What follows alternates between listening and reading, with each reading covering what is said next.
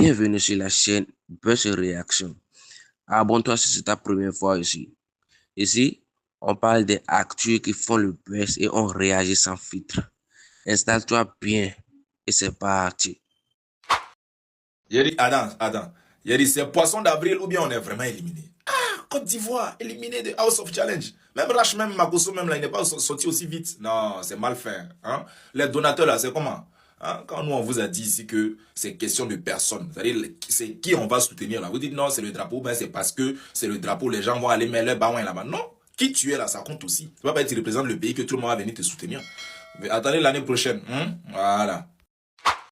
Aujourd'hui, c'est Adila, la candidate de la Côte d'Ivoire qui quitte l'aventure dans House of Challenge. Une grosse surprise pour tout le monde parce que voir la Côte d'Ivoire quitter très tôt une compétition, c'est rare. La majorité des candidats ont fondu en larmes lorsqu'ils ont appris son départ. Malgré qu'elles étaient des adversaires, cette joie de vivre d'Avila les a contaminés. Toujours avec son sourire et sa joie de vivre. Et c'est ça qui a fait que les candidats s'accrochent à elle. Faut d'abord savoir que ce qui a causé le départ d'Avila, c'est le manque de soutien. Elle n'a pas été soutenue comme au début de la compétition. La preuve, elle a perdu tous ses matchs live. Nous avons vu son match contre la Mauritanie. Koda l'a dominé sur tous les 3 rounds. Et laissez-moi vous dire, ce n'était pas une légère domination, c'était une grosse domination. Nous avons aussi vu son match contre le Nigeria. Et ça a été le même scénario. Aujourd'hui, elle s'est sentie abandonnée. Et ce qui m'a marqué sur elle, c'est que malgré ça, elle gardait toujours sa joie de vivre. Une façon de camoufler sa déception.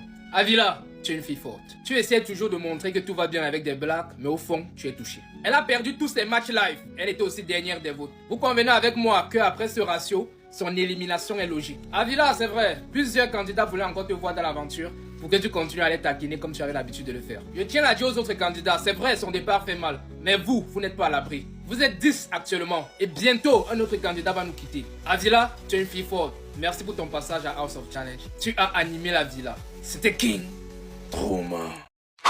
Qu'est-ce qu'il faut retenir de la participation de Avila à House of Challenge? Déjà, il faut retenir que Avila est venu avec un projet très porteur. Ça veut dire quoi? Son projet portait sur la fabrication des mèches à l'aide des tiges de bananes ou de plantains là. Les tiges l'intérieur des troncs de bananes là. Oui.